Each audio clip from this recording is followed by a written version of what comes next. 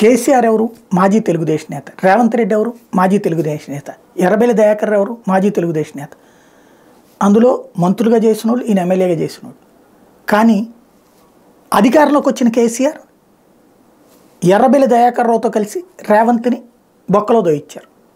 ఓటుకి కోట్లు case trap కేసీఆర్ది, ఆచరణలో పెట్టింది దయాకర్ రావు, బలయింది రేవంత్ రెడ్డి. రేవంత్కి సంబంధం లేని వ్యవహారం అది. అది అసలు బార్గెయిన్ చేసింది ఇద్దరూ ఇప్పుడు బీఆర్ఎస్లో ఉన్నోళ్ళే. ఆ ఖమ్మం జిల్లాకు సంబంధించిన సండ్ర వెంకట వీరయ్య, అట్లాగే ఎర్రబెల్లి దయాకర్ రావు స్టీఫెన్సన్తో మాట్లాడింది.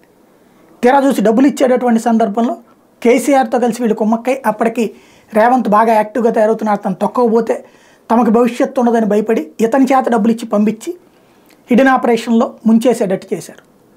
ఆనాడు జైలుకి వెళ్ళినటువంటి రేవంత్ చివరికి బిడ్డ పెళ్లి సందర్భంలో పడ్డ ఇబ్బంది చూసాం. ఇప్పుడు ఆ రేవంత్ రెడ్డి అధికారంలోకి వచ్చారు.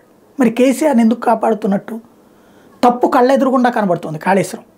దాని మీద నేను హైకోర్టు విచారణ అడిగితే కేఏ పాలేసిన పిటిషన్ నేపథ్యంలో సిబిఐ విచారణ కావాలంటే ఈయన నోరు విప్పడం. అదే అంటే జ్యుడిషియల్ ప్రివ్యూ వేస్తాడు. జ్యుడిషియల్ ప్రివ్యూ ఎందుకు నేలకి గీసుకోవడానికి? వాళ్ళు కమిటీ ఇస్తారు, ఆ కమిటీ నివేదిక పక్కన పడేయడమే. దాంట్లో మళ్ళీ ప్రభుత్వం ఏమీ యాక్షన్లు ఉండవు వాటిట్లో. అది కేవలం కంటి తుడుపు చర్య. అక్కడ భయపడుతున్నారు. మరొక వైపున ఫోన్ ట్యాపింగ్ వ్యవహారం. అధికారుల్ని అరెస్ట్ చేసి వదిలేస్తున్నారు. అసలు ఎవరు? కేసీఆరే కదా. అసలు రేవంత్ బొక్కలో దోయించింది కేసీఆరే కదా, ఆ ఫోన్ ట్యాపింగ్ ద్వారానే కదా. మరి ఈ రెండు విషయాల్లో ఎందుకు వెనకాడుతున్నారు? ఏమన్నా రామోజీరావు గారు కాంప్రమైజ్ చేశారా ఇంతకుముందు కేసీఆర్కి చంద్రబాబుకి చేసినట్టు కేసీఆర్కి రేవంత్కి మధ్య? లేకపోతే కనుక రేవంత్కి ధైర్యం చాలట్లేదా? అర్థం కావట్లా.